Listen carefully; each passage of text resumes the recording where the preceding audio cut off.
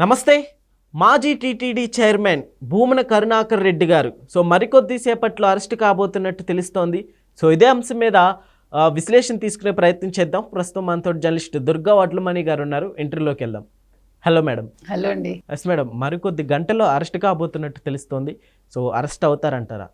అలా కాదు కదండి. ఇప్పుడు యాక్చువల్గా ఈ సతీష్ కుమార్ ఆకస్మిక మరణంతో, అది మరణమా హత్య మనకు తెలియదు. హత్య అనే తేలింది, అది ఎంతవరకు ఇదో ఇంకా బయటకు రావాలి పూర్తిగా. సతీష్ కుమార్ మృతి చెందడంతో ఈ కేసు కొంచెం లేట్ అయింది. అంటే భూమన కరుణాకర్ రెడ్డిని ఆల్రెడీ విచారించాలి. ఇవాళ పద్మావతి అతిథి గృహంలో ఈరోజు సాయంకాలం అనుకుంటా ఆయన విచారిస్తారు. విచారించాక ఆ రోజు రవికుమార్ అని 2023 ఏప్రిల్ 7న $920 దొంగతనం చేసి పట్టుబడ్డాడు. ఆ టైంలో భూమన కూడా ఉన్నారు కాబట్టి ఆయన కూడా అడుగుతారు. ఎందుకంటే సుబ్బారెడ్డి గారు వెంటనే భూమన కరుణాకర్ రెడ్డి ఇద్దరు చైర్మన్స్ అయ్యారు తిరుమల తిరుపతి దేవస్థానానికి. ఈయన కూడా విచారిస్తారు. అయితే ఈ విచారణలో ఇప్పుడు ఏవిఎస్ఓగా ఉన్న సతీష్ కుమారు ఫిర్యాదు చేయడం జరిగింది. ఈ భూమన కరుణాకర్ రెడ్డి చేసిన పని ఏంటంటే ఆ రవికిను ఇతనికి కలిపి లోక్ అదాలత్లో రాజీ కుదిర్చాడు ఆయన.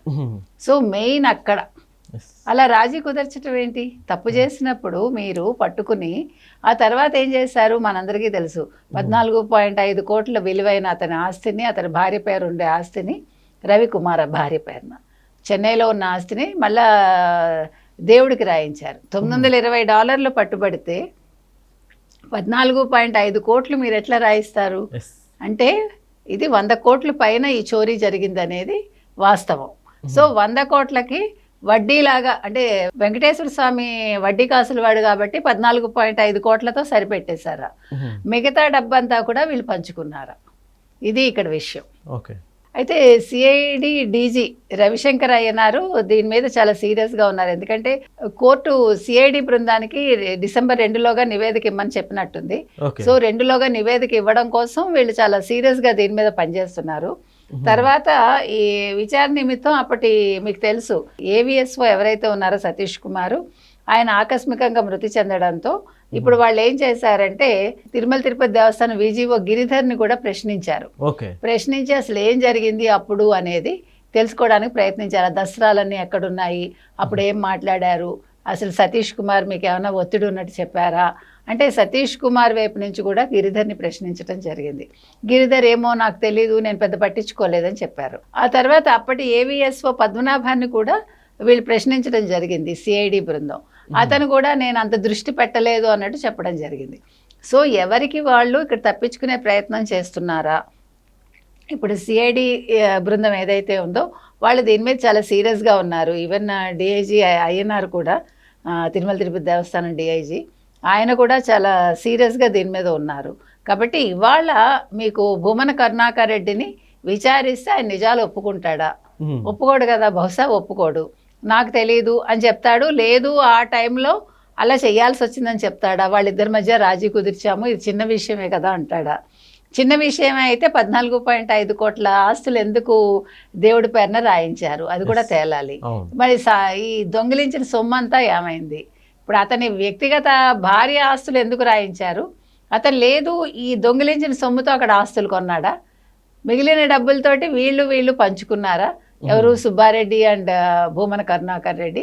సతీష్ కుమార్కి ఇవన్నీ తెలుసు కాబట్టి సతీష్ కుమార్ని హత్య చేయించారా? ఈవెన్ సతీష్ కుమార్ మరణం మీద కూడా చాలా అనుమానాలు ఉన్నాయి. అతని ఇంట్లోంచి ఎన్నింటికి బయలుదేరాడు, అసలు రైల్వే స్టేషన్కి ఎప్పుడు వెళ్ళాడు, మధ్యలో ఏం జరిగింది, లేదా ఎవరన్నా ఫాలో చేశారు, ఇవన్నీ తెలియాలి.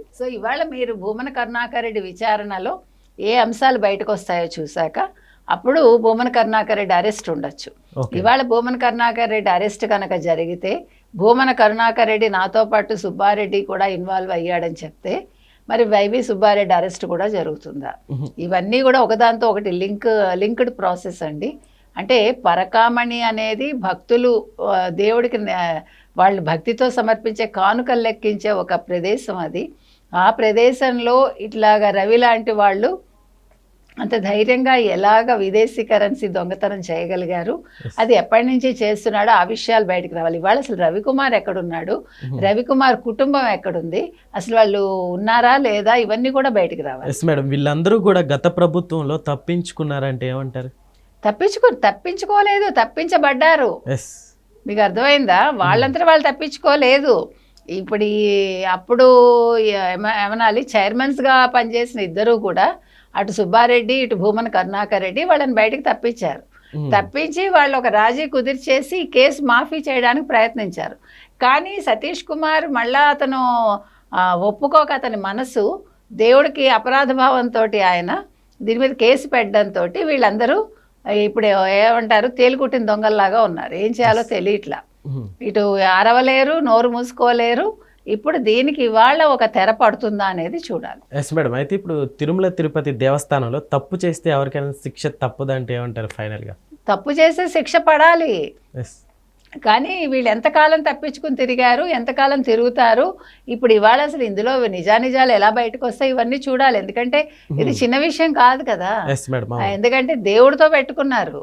ఇప్పుడు వెంకటేశ్వర స్వామి ఇవాళ కాకపోతే రేపైనా శిక్షిస్తాడు. మనం అనుకుంటాం, అబ్బా మనం భలే దాచేస్తామే డబ్బులు, దేవుడు ఏం చూస్తాడులే, దేవుడికి ఏమైనా తెలుస్తుందా, కళ్ళున్నాయా, చెవులున్నాయా, ముక్కుందా అనుకుంటాం.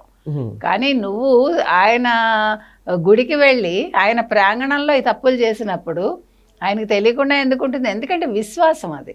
ఇప్పుడు దేవుడు ఉన్నాడా లేదా అనేది విశ్వాసంతో కూడింది, ఒక నమ్మకం. ఆ నమ్మకం అనేది ఉంటే తప్పకుండా దేవుడు ఉంటాడు. మేము ఈ మతం వాళ్ళం కాదు కదా, మాకేమవుతుంది అంటే, నువ్వు ఏ మతం అయినా తప్పు చేసింది మనిషిగా చేసావు కాబట్టి ఖచ్చితంగా నీకు శిక్ష పడాలి.